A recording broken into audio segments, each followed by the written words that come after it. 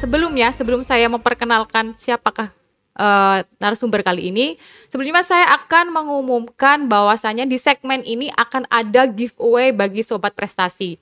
Caranya gampang banget, yaitu ikuti terus podcast kita, kemudian subscribe, like, share, and comment, dan nanti bagi yang mengajukan pertanyaan kepada kita nanti akan kita berikan giveaway, dan giveaway-nya tidak kaleng-kaleng, jadi jangan lewatkan segmen ini sampai akhir. Kemudian juga kita akan membagikan juga giveaway bagi Sobat Prestasi yang memfollow akun Instagram kita, yaitu @penyuluhhukumbanten dan @humas_kumhambanten.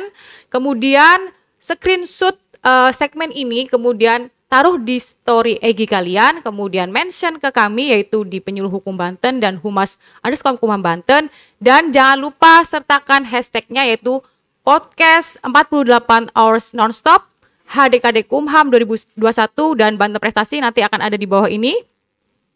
Jadi jangan sampai kelewatan segmen ini.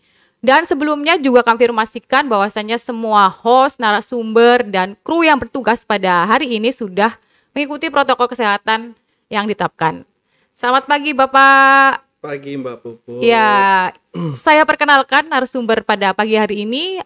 Beliau adalah Kepala Divisi Pelayanan Hukum dan HAM, yaitu Bapak Dr. Andi Talatinglangi, SIP, SHMH, MPhil. Wah, Bapak, saya minder sekali nih Bapak dengan gelar-gelar Bapak ini. Selamat pagi Bapak, sehat? Pagi, sehat, alhamdulillah. Kita sudah hampir mau 48 jam nih Bapak. Luar biasa ya. Luar biasa sekali ya, spektakuler sekali Bapak. Spektakuler. Dan kayaknya ini satu-satunya kali. Ya, satu-satunya Kanwil yang melaksanakan sistem layanan informasi dan konsultasi melalui media elektronik. Luar biasa Bapak. Wow, yeah. Oke, tadi saya membacakan sedikit profil Bapak, yaitu tadi saya dokter, masih semuda ini sudah doktor. Oh ya, doktor. Nanti dokter beda lagi ya Pak. Doktor, SIP, SHMH, MPhil. Saya nih sebagai yang lebih muda malu Pak dengan Bapak. Mungkin sebelum kita mengajak topik, nanti kan kita akan membicarakan tentang pentingnya pelayanan publik berbasis HAM. Terlebih dahulu mungkin kita boleh bercerita dulu ya Bapak ini dulu sebelum jadi kadif seperti apa, kemudian kok bisa di umur sekian sudah doktor dan luar biasa SIP, SHMH, itu seperti apa Bapak? Silahkan. Ya, memang saya awali karir saya di PNS itu sejak tahun 2021 ya. Kemudian saya diberikan kesempatan untuk melanjutkan pendidikan setelah saya selesai S1 di Universitas Hasanuddin, dan kemudian saya mendapatkan kesempatan melanjutkan studi baik itu di dalam maupun di luar. Nah, di dalam negeri itu saya mendapatkan kesempatan beasiswa dari Kementerian Hukum dan HAM untuk menikmati S2 di Universitas Indonesia. Dan kemudian di saat yang bersamaan saya juga diterima di Universitas Oslo, Norwegia. Jadi saya harus mengambil dua gelar tersebut dan alhamdulillah selesai. Yang kemudian saya melanjutkan lagi, ada kesempatan saya melanjutkan lagi untuk S3. Dan memang dalam hidup kita itu namanya belajar ya. Kita akan berhenti belajar setelah kita mati. Jadi jangan pernah berhenti untuk belajar. Jadi Sobat Prestasi mungkin ya, kalau masih ada kesempatan, karena belajar itu untuk mengetahui segalanya ya, untuk kita mengetahui, untuk meningkatkan kapasitas kita, kompetensi kita dengan belajar untuk mendapatkan pengetahuan. Nah, salah satu mendapat pengetahuan itu tidak hanya dari pengalaman, tapi juga dalam dunia formal, pendidikan formal seperti itu.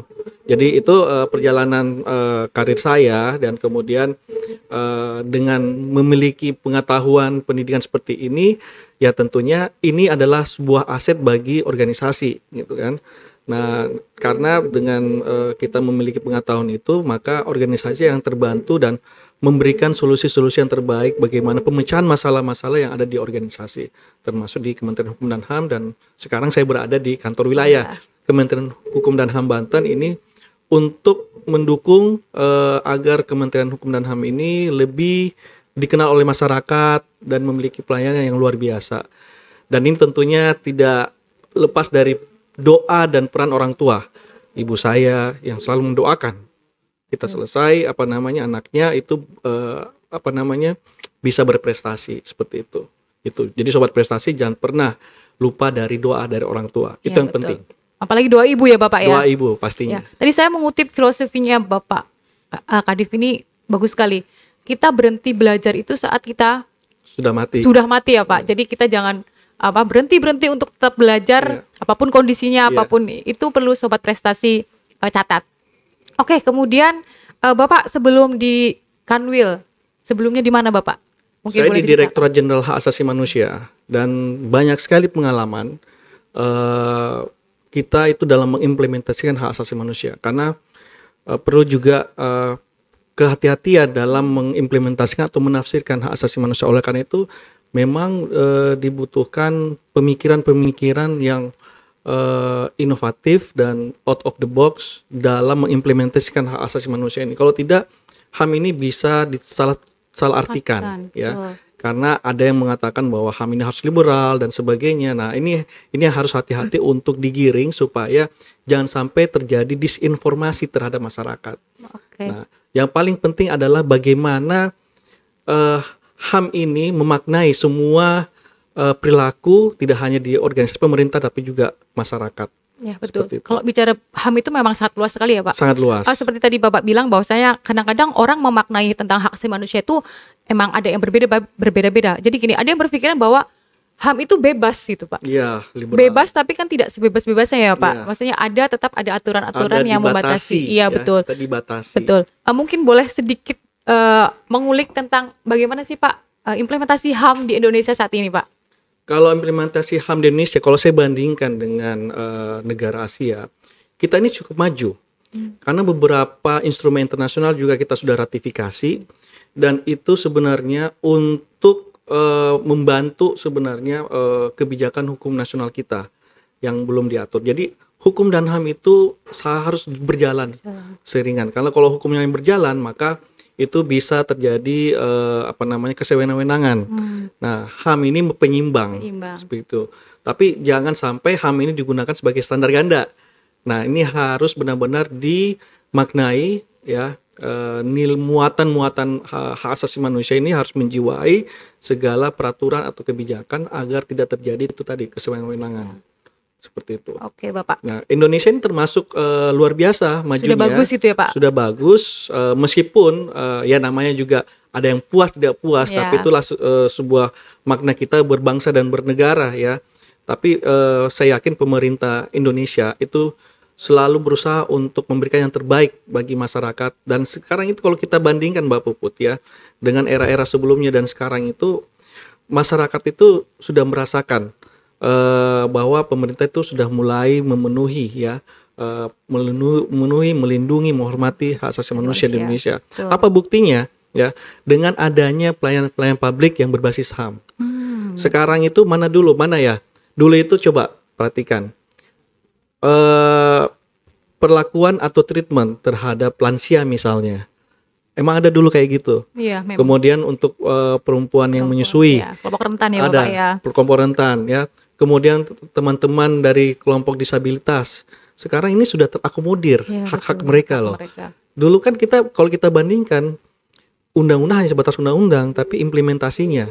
Yang sekarang saya ingat sekali kata mantan Wapres zamannya Pak Budiono mengatakan bahwa 3 hal yang harus kita lakukan. Implementasi dan implementasi. Ya, jadi percuma kalau ada sebuah perangkat kebijakan, tapi kalau tidak diimplementasikan dan baik kan percuma betul juga. Sekali, Bapak. Nah, saya mengulang apa yang disampaikan oleh Menteri kita, Menteri Hukum dan HAM Pak Yasona, bahwa kita harus berubah dari birokrasi yang lama menjadi birokrasi yang melayani. Birokrasi yang dilayani tadinya, minta dilayani, sekarang kita harus menjadi birokrasi yang melayani. Betul. Birokrasi yang lama harus menjadi birokrasi yang berbasis digitalisasi. Jadi memang situasi sekarang ini mau tidak mau kita harus berubah. Iya.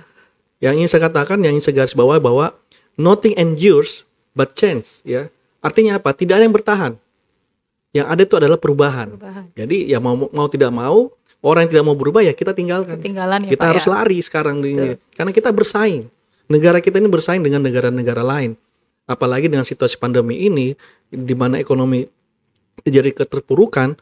kita harus bisa berdiri di atas kaki kita sendiri. Dengan apa? Ya kita harus membangkitkan ekonomi ini, menghormati HAM ini adalah soul-nya di situ. Ya harus kita mendorong bahwa perekonomian ini tidak lepas dari hak asasi manusia juga. Betul. Seperti itu. Oke, Pak.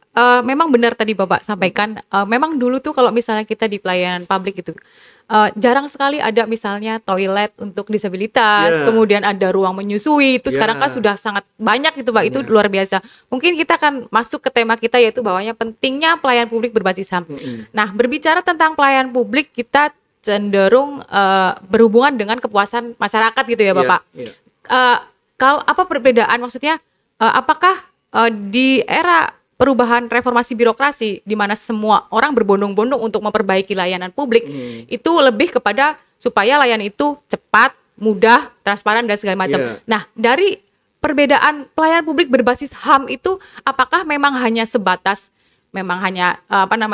seperti itu, cepat, mudah, transparan, atau memang ada aspek-aspek lain yang ingin HAM tonjolkan gitu, Pak, terkait pelayanan publik berbasis HAM ini? Jadi gini, saya mencapai filosofinya dulu ya tentang pelayanan publik ini, bahwa ketika pemerintah itu kan dasar katanya itu kan to govern, mengatur gitu kan, mengatur. Nah, mengatur siapa? Mengatur hak-hak masyarakat, ya. Karena pemerintah itu kalau kita lihat dari teori John Locke sendiri atau John Rousseau itu mengatakan bahwa dalam kontrak sosial bahwa rakyat itu menitipkan haknya untuk diatur oleh pemimpin atau yang berkuasa gitu. Nah, siapa yang berkuasa di sini? Ya pemerintah yang dibentuk oleh masyarakat. Karena apa? Karena kita kan menganut prinsip demokrasi gitu kan. Nah, demokrasi ini yang kemudian menginginkan ada suatu pemerintahan yang mengatur hak mereka. Jadi haknya mereka dititip, diatur dan dikembalikan kepada masyarakat. Jadi hakikatnya bahwa kita ini sebenarnya pemerintah adalah pelayan, ya, bukan yang dilayani. Nah, ini harus dirubah.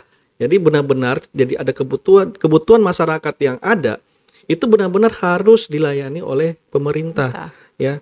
Makanya yang tadi dikatakan bahwa harus cepat, harus harus mudah gitu. Karena kata Pak Menteri, kalau dulu birokrasinya kalau bisa dipersulit, kenapa harus dipermudah? Kan betul. Gitu.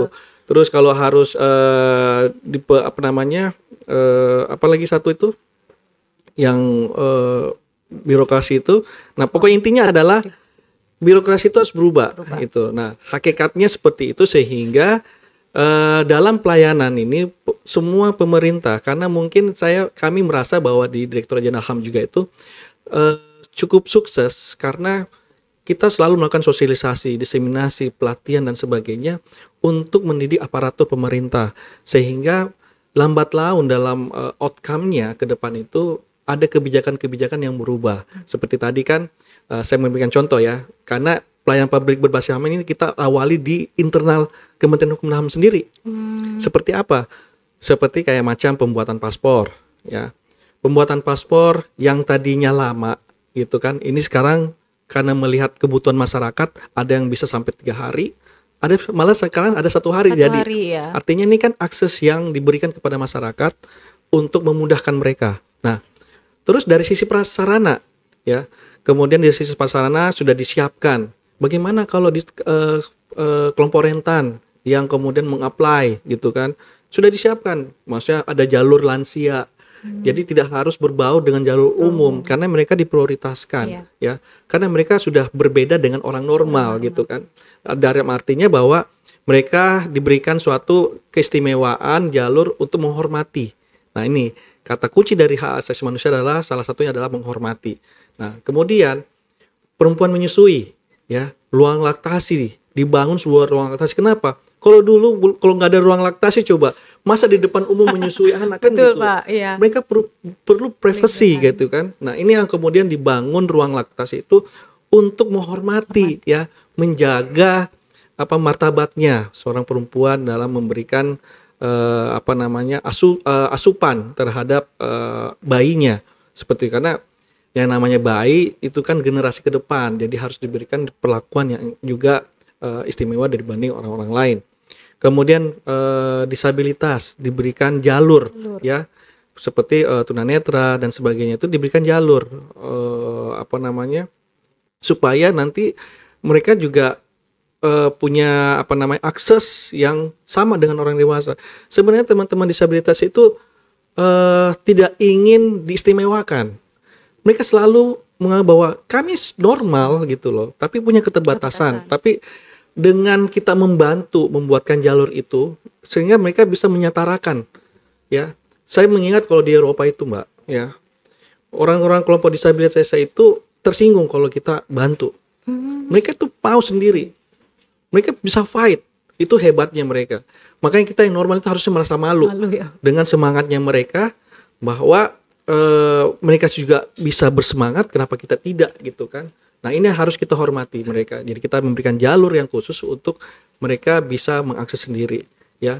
Dan tentunya kita akan memfasilitasi, dan di kantor-kantor pemerintah sudah ada fasilitas-fasilitas itu untuk kelompok disabilitas. Mungkin belum semua ya, tapi tentunya ini akan kita terus dorong, kita evaluasi dan sebagainya agar kantor pemerintah bisa kita dorong. Nah, pelayanan publik intinya di situ, Mbak, bahwa bagaimana pelayanan berbasis HAM ini melihat ya yang mana yang belum disentuh kita sentuh, gitu. Ya, kalau kemarin itu sudah dalam aturan, apa yang lama dipercepat gitu kan, apa yang lambat dipermudah gitu kan. Nah, ini yang kemudian dari sisi kebijakan itu dirubah. Nah, kemudian dari sisi sarana prasarana itu juga kemudian dikembangkan untuk mengakomodir yang tadi ini yang belum tersentuh. Ya, kayak macam saya mengingat ada contoh kasus nih di sebuah rumah sakit yang tidak perlu saya sebutkan ya. Rumah sakit itu boleh dikatakan rumah sakit swasta yang terkenal. Tapi sayangnya tidak ada ruang bermain anak. Ya betul. Sehingga ruang bermain anak-anak itu bermain di lobi dari rumah sakit itu. Nah, di salah satu sudut lobi dari rumah sakit itu ada alat, ya. Saya nggak tahu alat, yang jelas alat itu alat seperti untuk memeriksa tensi lah, ya. Disentuh anak itu, jatuh, rusak, gitu kan. Yang lucunya aparat rumah sakit itu mau menuntut anak itu. Saya bilang, anak itu umurnya 5 tahun coba, masa mau dituntut, gitu kan. Orang tuanya diminta ganti rugi, orang tuanya menolak. Karena tidak disediakan ruang anak itu, ruang bermain anak. Nah, inilah harus ada kepedulian, harus ada empati, harus ada simpati terhadap ruang-ruang pelayanan ini, sehingga inilah yang katakan bahwa pelayanan publik kenapa harus berbasis hak asasi manusia untuk mengakomodir yang tadinya tidak ada menjadi ada. Seperti itu, Mbak. Terutama untuk kelompok-kelompok rentan yang memang membutuhkan akses khusus ya Pak, dalam pelayanan publik. Seperti itu. Jadi ibaratnya kita kalau dalam istilahnya yang kemarin no one, jadi tidak ada yang di belakang, semua bareng ke depan, seperti itu. No one left behind. Biar gitu. Mendapatkan pelayanan yang sama gitu ya Pak. Pelayanan yang sama. Khusus untuk kelompok rentan ini misalnya lansia, kemudian ibu hamil dan disabilitas, apakah memang untuk pelayanan publik ini ada selain sarana prasarana itu, apakah ada kekhususan lain gitu Pak? Misalnya mungkin didahulukan atau misalnya didahulukan atau ada ruang tersendiri gitu Pak untuk membedakan masyarakat biasa dengan masyarakat yang rentan ini. Kalau otomatis kalau ruang laktasi pasti ada ruang khusus ya. Jadi tidak mungkin di depan umum karena memang seperti di kantor wilayah ya Banten ini, dan saya yakin di kantor wilayah lain itu kita sudah punya ruang laktasi itu, ya. Ruang laktasi itu jadi ketika mereka mau berkonsultasi, ya, entah di layanan AHU, KI, keimigrasian, pemasyarakatan, itu tetap disediakan namanya ruang bermain, ada space-nya sendiri, ada ruang sendiri untuk laktasi, itu sudah ada. Sampai dengan ruang pengaduan. Nah, jalur untuk disabilitas itu sudah dibangun. Jadi sudah ada kekhususan. Jadi kalau mereka misalnya ada 3 atau 4 perempuan yang menyusui, karena memang keterbatasan juga dari ruang itu ya, mau tidak mau juga harus antri juga gitu kan. Nah, bagaimana kalau sudah kebelet gitu kan? Ya, kebelet nanti kita akan mengakomodir di tempat yang lain seperti itu. Ya, tetap ada space yang harus kita antisipasi gitu. Tapi yang jelas semua sama, pelakuannya semua sama seperti itu. Terkait pelayanan publik berbasis HAM, Bapak. Ya. Apakah memang ada regulasi yang khusus untuk mengatur tentang pelayanan ini? Karena biasanya kalau misalnya tidak ada yang mendorong atau tidak ada yang dijadikan itu tuh tidak berjalan. Nah, apakah memang ada regulasi yang khusus mengatur tentang pelayanan publik berbasis HAM? Kalau pelayanan publik secara umum, kita kan sudah ada undang-undangnya. Undang-Undang nomor 25 tahun 2009 tentang pelayanan publik. Dan dari turunan dari Undang-Undang 25 tahun 2009 ini ada namanya peraturan pemerintah, ya. Nah, sebelum peraturan pemerintah daerah juga kan diatur dalam Undang-Undang nomor 23 tahun 2014 tentang pemerintah daerah.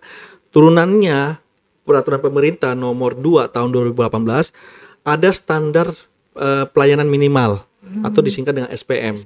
Nah, apa saja dalam SPM itu? Seperti pendidikan, kesehatan, kemudian pekerjaan umum, penataan ruang, kemudian perumahan rakyat dan kawasan pemukiman, ada ketentraman, ketertiban umum dan perlindungan masyarakat dan sosial. Nah, dari peraturan tersebut, Kementerian Hukum dan HAM itu mengeluarkan salah satu peraturan Menteri Hukum dan HAM nomor 27 tahun 2018 tentang penghargaan pelayanan publik berbasis HAM. Ada penghargaannya ada. Ya, Pak. Wah, luar biasa. Tapi memang masih sifatnya internal. Hanya untuk di lingkungan Kementerian Hukum dan HAM. Tapi ini akan kita dorong untuk pemerintah daerah. Kenapa? Kita harus evaluasi dulu di internal. Jadi sebagai percontohan nanti di pemerintah daerah, seperti di keimigrasian, ya, kantor-kantor imigrasi, kemudian di lapas, rutan, BHP, seperti itu. Karena ini yang paling syarat dengan berinteraksi dengan masyarakat. Ya, keimigrasian tentunya sangat berinteraksi dengan masyarakat langsung. Lapas rutan pun berinteraksi dengan masyarakat langsung. Nah, inilah kemudian dibuatkan suatu kebijakan oleh Bapak Menteri Hukum dan HAM agar kita di Kementerian Hukumnya sebagai barometer untuk pelayanan publik berbasis HAM. Nah, meskipun sudah banyak juga pemerintah daerah yang sudah bergerak untuk melakukan pelayanan publik berbasis HAM, tapi kita butuh standar. Nah, standar ini untuk pemerintah daerah sedang disusun, tapi untuk standar kita di internal itu sudah ada dalam bentuk Peraturan Menteri Hukum dan HAM nomor 27 tahun 2018. Seperti itu, Mbak. Jadi kita sudah punya dasar hukumnya. Oke. Berbicara tentang penghargaan nih, Pak. Bentuk penghargaannya seperti apa, Pak? Untuk layanan yang sudah berbasis HAM khususnya untuk UPT. Ya, sebenarnya penghargaan ini jangan dinilai dari satu lembar kertas ya, tapi kemauan ya, komitmen dari aparat untuk memang merubah wajah birokrasi mereka. Ya. Jadi Pak Menteri Hukum dan HAM memberikan apresiasi sebagai penghargaan Menteri Hukum dan HAM berupa sertifikat kepada mereka, dan juga ini prestise buat kepala unit pelaksana teknis ya. Untuk pemerintah daerah pun itu melalui Kabupaten Kota Peduli HAM sebenarnya. Oh, di daerah juga, Pak? Ada di daerah. Jadi kita juga punya peraturan Menteri Hukum dan HAM untuk penilaian ya. Kriteria penilaian kriteria Kabupaten Kota Peduli HAM. Nah, itu tiap tahun itu pemerintah daerah dinilai ya, sejauh mana mereka pemenuhan indikator-indikator dalam hal memberikan program-program yang berbasis hak asasi manusia. Nah, alhamdulillah ini mendapat respon yang positif dari pemerintah kabupaten kota. Kenapa saya katakan? Karena kita tahu bahwa kabupaten kota itu ada 514 kabupaten kota. 2020 itu sampai dengan 2020 respon pemerintah daerah yang mengirimkan data laporannya untuk kabupaten kota itu sudah hampir 85%. Jadi kemarin itu kalau nggak salah ya hampir semuanya 490 itu kurang lebih ya, saya nggak ingat angka pastinya, tapi 490 itu sudah menerima laporan, artinya sudah respon. Meskipun di dalam penilaian dinilai atau diakses itu yang mendapatkan itu kurang lebih 280 yang mendapatkan penghargaan. Tapi ini yang saya surprise-nya adalah ini kebijakan Menteri Hukum dan HAM, tapi dilaksanakan oleh pemerintah daerah. Jadi kan respon baik makanya gitu ya, Pak, respon artinya kan luar biasa. Antusias dan kebijakan Pak Menteri ini bisa dilaksanakan di pemerintah kabupaten kota dan karena mereka bersemangat seperti itu, maka Pak Menteri Hukum dan HAM mengeluarkan penghargaan buat kabupaten kota, dan ini prestasi buat mereka. Ini bayangkan, saya seringkali mengikuti ya pemilihan penghargaan kepada bupati, wali kota, dan juga gubernur sebagai pembina. Itu kalau mereka sudah terima penghargaan itu diikuti oleh media lokalnya mereka. Membawa sendiri gitu membawa sendiri. Bayangkan mereka bawa bupati, bawa ajudan, bawa staf, bawa media. Gitu kan. Nah, ini semua itu karena apa? Mereka memiliki euforia tersendiri di daerahnya, ya.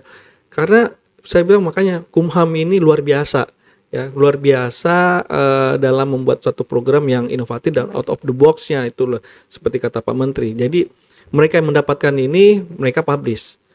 Karena apa? Mereka ingin memberikan keberhasilan pemerintah daerah, mengatakan bahwa ini bukan keberhasilan kita, tapi keberhasilan masyarakat di daerah saya. Masyarakat aparatur di daerah saya yang berhasil membangun ya kota atau kabupaten ini yang peduli dengan hak asasi manusia. Karena apa? Karena mereka dengan prestasi ini memperlihatkan kinerjanya kepada masyarakat bahwa kami itu bekerja, ya, kami itu bekerja untuk memenuhi kebutuhan masyarakat. Hak asasi ya Pak ya khususnya. Ya, jadi ya ini pun yang harus dilakukan juga di internal bahwa teman-teman di KUPT ya di KUPT baik di lapas, rutan dan imigrasi memperlihatkan bahwa dengan adanya penghargaan itu bahwa kami ini kerja ya. Kami ini peduli, kami ini menghormati hak asasi manusia. Dengan begitu masyarakat akan melihat bahwa ternyata di kantor-kantor imigrasi, lapas dan rutan itu sudah sangat memadai ya, nyaman ya. Karena dengan adanya nilai dan muatan hak asasi manusia yang diimplementasikan di lapas, rutan dan imigrasi ini sebenarnya itu juga memberikan kenyamanan masyarakat ketika mereka datang ya, disambut dengan baik, kemudian diperlakukan dengan baik, kemudian dilayani, diberikan akses dan mudah, sehingga ini memberikan kenyamanan buat masyarakat ya. Makanya kemarin waktu acara pembukaan saya bilang dengan Pak Kanwil, ada masyarakat ketika datang ke kantor wilayah mengatakan bahwa ini kantor rasa hotel. Iya, ini kantor rasa hotel. Kami diperlakukan yang luar biasa gitu kan. Nah, ini yang harusnya kita jaga. Kita jaga pendapat kepuasan masyarakat itu. Ini harus kita jaga ya. Makanya kita harus berbuat lebih baik lagi. Yang penting adalah intinya adalah semua kebijakan itu intinya adalah implementasi ya. Gitu. Ya, karena kalau misalnya berbicara tentang peraturan HAM pun sudah banyak sekali ya Pak. Peraturan hukum juga banyak sekali. Tapi kalau misalnya masyarakat atau misalnya pelayan publik pun tidak merespon itu tidak akan berjalan ya, karena saling bersinergi gitu ya Pak. Betul. Tadi berbicara tentang Kabupaten Duli Ham, apakah di Provinsi Banten sudah semuanya mendapatkan penghargaan Kabupaten Duli Ham, Bapak? Alhamdulillah. Alhamdulillah dari 8 kabupaten kota itu semua mendapatkan kabupaten kota.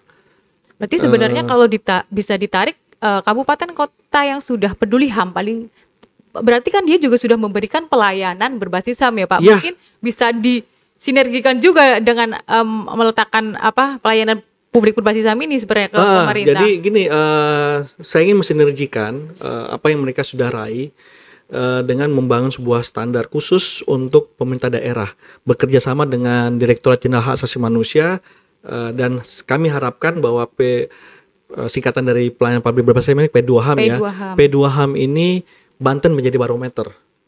Jadi barometer karena kita juga dekat dengan pusat, jadi beberapa pemerintah akan kita dorong untuk menyelenggarakan pelayanan publik berbasis hak asasi manusia. Apa indikatornya, apa standarnya, nanti kita susun seperti itu, tapi tidak akan jauh-jauh dengan apa yang sudah dilakukan oleh UPT ya. UPT sehingga ini memperlihatkan ciri khas Banten itu Banten. sendiri, bahwa Banten itu sangat menghormati, melindungi, memajukan, ya, memenuhi, ya, menegakkan hak asasi manusia seperti itu. Tidak hanya di kantor pemerintah, ya, tapi di ruang-ruang publik seperti di rumah sakit, Rumah sakit. di bank, seperti itu, kemudian di Samsat, ya, pokoknya semua yang bersentuhan dan pelayanan publik itu kita akan masuki, kita akan dorong. Kalau perlu kita akan lakukan MOU, ya, kesepakatan supaya ini menjadi suatu langkah awal untuk memberikan kenyamanan kepada masyarakat. Saya ulang lagi, ini kenyamanan, karena Iya, masyarakat betul. pengen nyaman, Iya betul Pak. ya, daerahnya pengen nyaman. Dulu ya, kita kan datang antri lama banget, udah itu sudah antri lama, teman-teman loketnya tutup, kan kesel gitu Iya, kan, betul, Pak. masyarakat kesel gitu. Ini apa? Belum lagi gini, karena saya dulu jadi masyarakat sebelum gabung dari kementerian, jadi datang, penjaga loketnya ngobrol gitu kan, kita dicuekin. Nah, itu tidak boleh ada lagi seperti itu. Betul. Benar-benar ketika ada customer datang itu dilayani dengan baik. Berapa menit harus dilayani, kemudian kepuasan masyarakat itu harus dilihat gitu kan, supaya mereka merasa bahwa saya ini benar-benar diperhatikan. Gitu. Kami ini benar-benar diperhatikan oleh pemerintah. Bukan lagi masalah yang itu si A jelek banget sih, jutek gitu. Jadi semua harus diawali dengan senyum, sapa. Ya kan, Iya. senyum, sapa, salam, Salam. gitu kan. Itu harus diawali dengan itu semua, sehingga masyarakat itu datang tidak takut atau apa namanya khawatir, merasa kaku dan sebagainya. Itu semua harus hilang dalam diri masyarakat. Jadi mereka merasa memiliki. Jadi kalau mereka datang ke kantor wilayah misalnya atau kantor pemerintah daerah, jadi mereka juga merasa memiliki itu, memiliki bahwa kami ini dilayani. Karena memang hakikatnya bahwa aparatur pemerintah itu adalah pelayanan publik. Pelayan. Jadi kita ini sebenarnya pelayan gitu loh. Semua kita pelayan ya Pak. Kita ini pelayan. Kalau dulu Jadi kan- ibaratnya begini, saya mengibaratkan dalam sebuah rumah tangga, ya. Kenapa dasar kata pemerintah to govern atau mengatur, ya? Karena gini, saya ini majikan misalnya, saya kasih uang kepada asisten rumah tangga, ini kamu atur. Artinya ketika kami di asisten rumah tangga itu dipercayakan untuk mengatur gitu kan. Artinya saya harus mengatur apa nih kebutuhan majikan saya. Nah, masyarakat itu majikan kita gitu kan, user kita gitu kan. Nah, itu kemudian kita harus tahu apa keinginan majikan kita, apa keinginan masyarakat. Itu yang kita harus suguhin. Apa nih makan siangnya, apa nih makan malamnya. Nah, hakikatnya seperti itu. Kalau kita implementasikan dalam sebuah organisasi, masyarakat yang melakukan pelayanan, maka hakikatnya seperti itu. Esensinya bahwa memang benar-benar kepuasan masyarakat itu yang lebih utama. Apalagi di era yang sekarang ini Pak, apa-apa viral gitu ya Pak. Kalau misalnya ada pelayan publik sedikit yang menurut mereka mengecewakan, itu biasanya mereka sekarang langsung itu. Nah, itu publik di media sosial dan itu yang akan harus dijaga, ya. Itu yang harus dijaga. Makanya perubahan sikap, perilaku aparatur itu harus memang berubah, ya. Kita tidak bisa lagi dengan perilaku-perilaku yang dulu, ya, yang serba cuek, apalagi kan kita khususnya di pusat, ya, digaji iya, dikasih tunjangan kinerja iya, gitu. Apalagi yang kurang, ya. Kalau bilang manusia itu tidak pernah puas, ya itu kembali ke diri manusia itu sendiri, ya. Jadi kita memang harus bersyukur, ya, syukur, sabar, gitu dalam menghadapi masyarakat, gitu. Karena karakter masyarakat juga beda-beda datangnya. Ada yang sabar, ada yang tidak sabar, dan ada sebagainya. Pokoknya banyak sekali karakter masyarakat. Tapi kita sebagai aparat pelayan itu harus sabar. Ya sama saya gambarkan dengan asisten rumah tangga. Kalau majikannya sudah tidak puas, marah atau apa, kita manut aja, siap, gitu kan, gitu. Ya kita juga harus begitu. Kita harus juga begitu. Apapun itu, kalau dulu saya mahasiswa, selalu kembali ke pasal 1. Senior harus benar gitu. Nah, majikan juga gitu, benar. Masyarakat juga kembali gitu. Nah, ini bagaimana? Memang kalau Pak Kadima ngomong aja gitu, tapi lihatin, tapi memang harus itu kita lakukan. Karena kalau tidak kita lakukan, maka itu tadi yang terjadi. Hoax terjadi gitu kan. Kemudian pembulian di dalam media sosial terjadi gitu. ketidakpuasan, dan itu masyarakat sekarang tingkat literasi masyarakat juga ini harus ditingkatkan. Kenapa? Terima satu berita ya, langsung ditanggapin dengan negatif, semua negatif. Maka saya bilang ini kita harus hati-hati.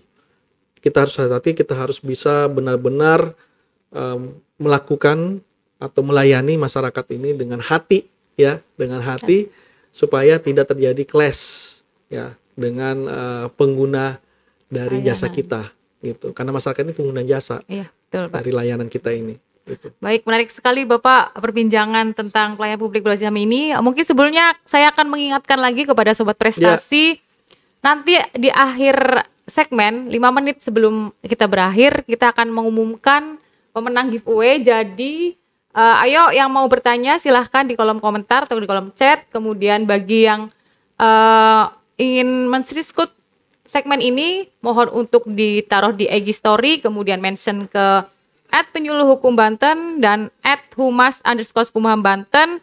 Jangan lupa hashtagnya pakai podcast 48 hours nonstop HDKD Kumham 2021 Banten Prestasi. Bapak, kembali lagi ke pelayanan publik berbasis HAM.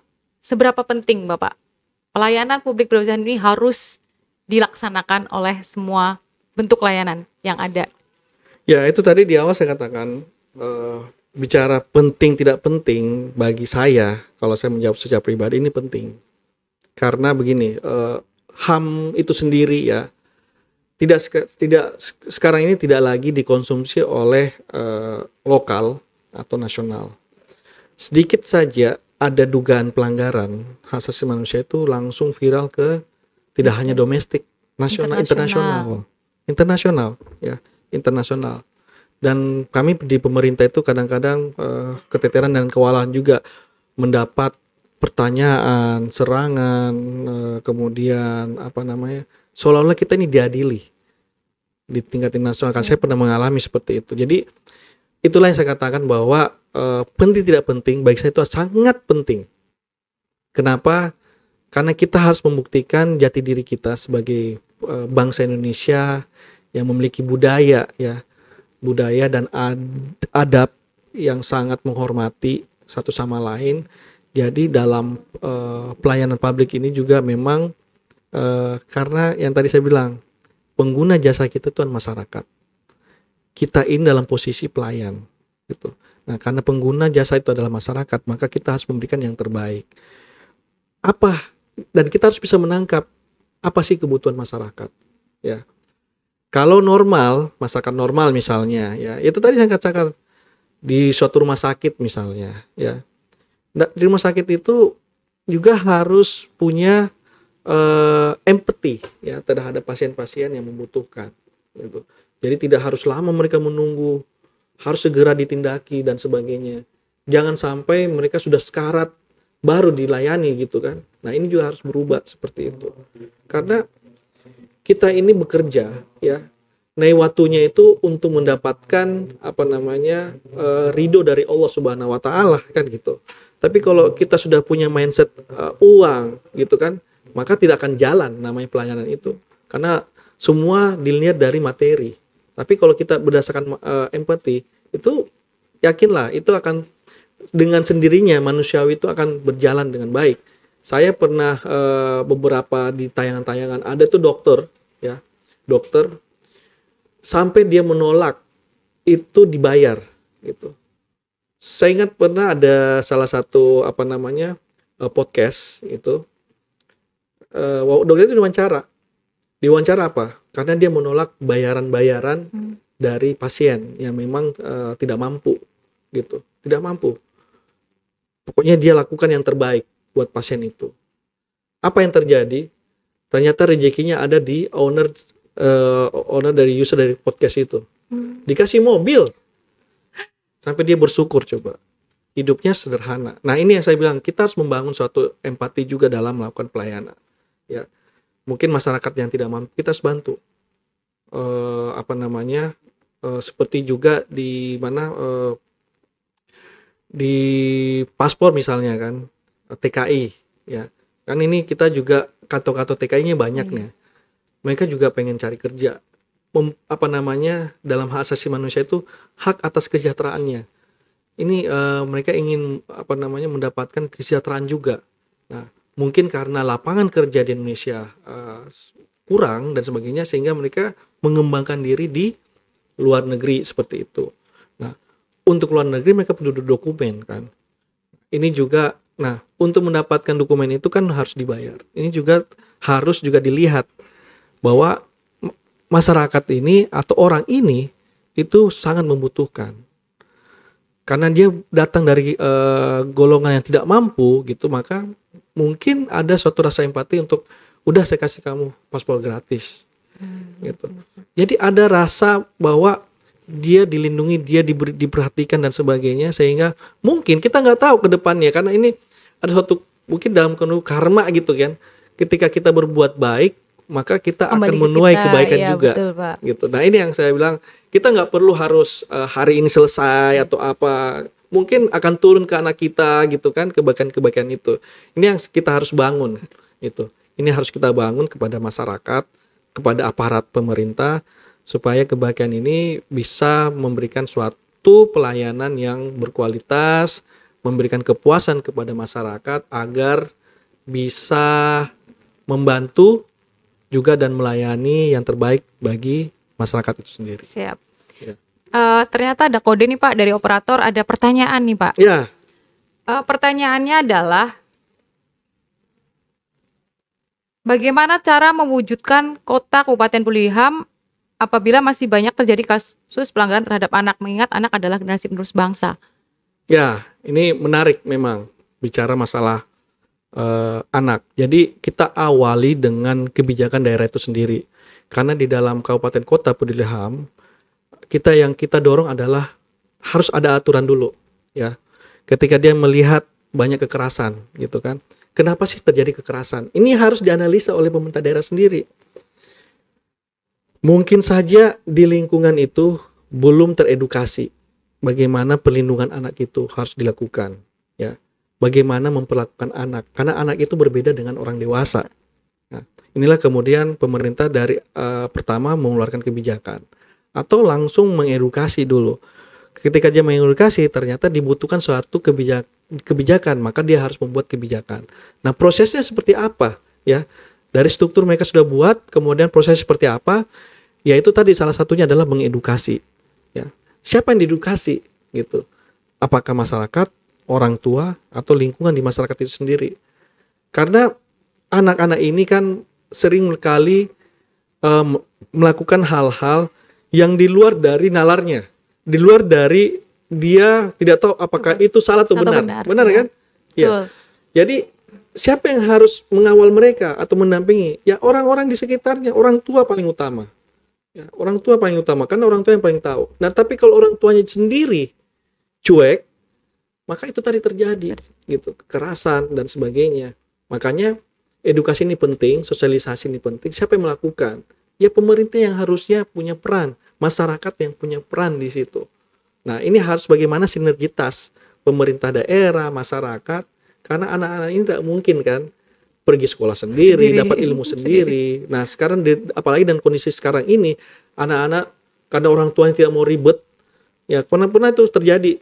Anaknya nangis gitu, tapi dikasih gadget, diem. Iya, gitu sekarang kan? Seperti itu Pak. Kayak gitu.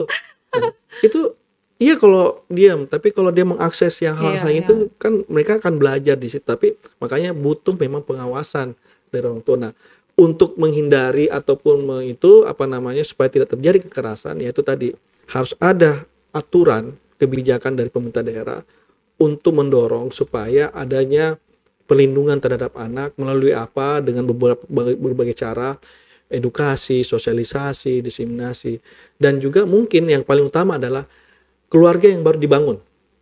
Nah, ini kadang-kadang anak-anak itu seringkali mendapatkan kekerasan dalam rumah tangga secara verbal. Karena apa? Karena dibilang, saya ingat sekali dia, apakah karena orang tuanya tidak sabar atau memang anaknya yang terlalu overaktif gitu kan? Nah, itu yang menjadi pertanyaan yang harus kita kembali ke diri kita bahwa mungkin saya kurang sabar. Jadi karena kurang sabar, karena habis pulang kerja capek. Anak-anak sudah begini, pecahin ini, kita kurang sabar, akhirnya anak-anak mendapatkan kekerasan seperti itu. Jadi kembali ke diri kita sendiri. Kenapa anak-anak itu melakukan seperti itu? Karena memang kita yang mendahului seperti terjadi seperti itu. Ada satu lagi nih Bapak, pertanyaan dari Sahawiyah Abdullah. Upaya yang dilakukan untuk meningkatkan mutu pelayanan hukum di Provinsi Banten seperti apa Bapak? Upaya untuk meningkatkan. Upaya yang dilakukan untuk meningkatkan mutu pelayanan hukum di Provinsi Banten. Untuk meningkatkan pelayanan hukum di Provinsi Banten, kemarin saya sudah berdiskusi dengan baik itu DPRD, baik itu dengan aparatur pemerintah yang merancang peraturan daerah. Satu hal yang sederhana adalah tolong partisipasi publik diikutkan di dalam penyusunan draft rancangan peraturan daerahnya. Masyarakat juga pengen berkontribusi. Iya. Jadi Aspirasi bukan keinginan masyarakat. pemerintah itu sendiri. Apa sih ketika saya membangun suatu rancangan peraturan daerah, saya kan butuh masukan dari masyarakat.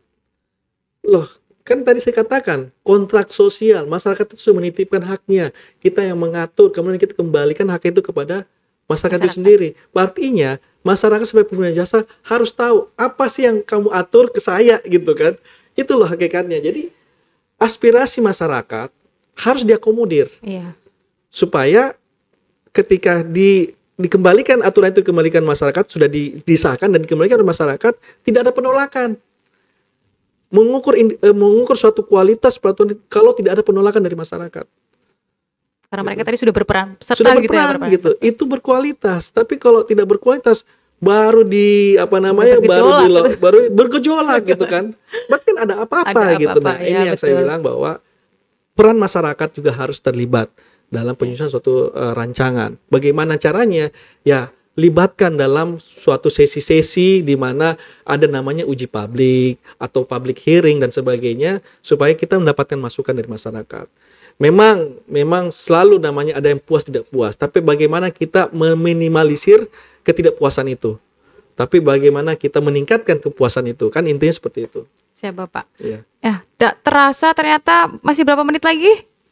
Wow. Sudah masih 5 menit lagi. Oke, terakhir Bapak.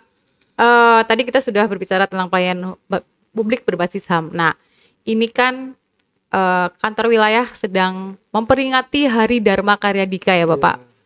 Nah, harapannya nih Bapak untuk kementerian, kan Bapak sudah berapa tahun Pak di Kementerian Hukum dan HAM? Tahun ini insya Allah per 1 Desember ini sudah 20 tahun. Sudah 20 tahun ya Bapak? Iya, sudah 20 tahun. Dan mudah-mudahan kami terus bisa berkarya, juga bisa mendorong kinerja kita lebih baik lagi untuk memberikan suatu prestasi buat Kementerian Hukum dan Hak Asasi Manusia di mata masyarakat. 20 tahun, Mbak. Kemudian itu bukan harapannya, waktu yang lama. iya, Saya juga ngerasa, ternyata saya sudah 20 tahun juga ya di sini. Lumayan gitu, lama gitu. Mungkin Bapak mempunyai program baru lagi untuk khususnya hak asasi manusia? Banyak, tapi wait and see. Biar ini sebagai surprise gitu kan. Siap. Karena kemarin kalau Mas Ade Govinda mengatakan bahwa saya takut nih kalau bikin lagu terus didengar orang terus Nanti dicontohin kan. Nah itu saya pun akan begitu gitu kan. Nah, sampai karya cipta saya itu orang gitu kan. Saya nggak mau. Jadi wait and see. Tunggu nanti inovasi-inovasi lainnya supaya setidaknya mengangkat nama kantor wilayah Banten khususnya Kementerian Hukum dan HAM RI pada umumnya seperti itu, Pak. Baik, Sobat Prestasi, tadi sudah berbicara tentang pelayanan publik berbasis HAM. Yang perlu digarisbawahi di sini adalah bahwasannya tadi berdasarkan kata Pak Kadif, kita itu sudah tidak lagi di zamannya untuk dilayani, tapi kita berbalik untuk melayani masyarakat. Karena kembali lagi keputusan masyarakat juga nanti akan kita terima konsekuensinya juga ke kita gitu ya Pak. Yang menikmati masyarakat, kemudian mereka akan merasa puas pun kita juga akan mendapatkan respon yang baik juga gitu. Iya. Oke, terima kasih Pak Kadif atas waktunya. Terima kasih Mbak Puput. Semoga apa yang kami sampaikan ini bisa diterima baik oleh masyarakat, khususnya teman-teman di UPT, karena ini penting. Kembali lagi ini penting karena yang mengakses itu adalah masyarakat. Yang komplain juga masyarakat. Tentunya kita nggak mungkin komplain kan dengan diri kita sendiri, tapi yang mau komplain, yang merasakan kepuasan adalah masyarakat. Jadi lakukan yang terbaik, karena yang terbaik itulah yang kemudian akan menjadi kebaikan buat kita semua. Seperti itu. Siap. Mungkin di akhir saya akan mengumumkan siapa yang akan oh gitu.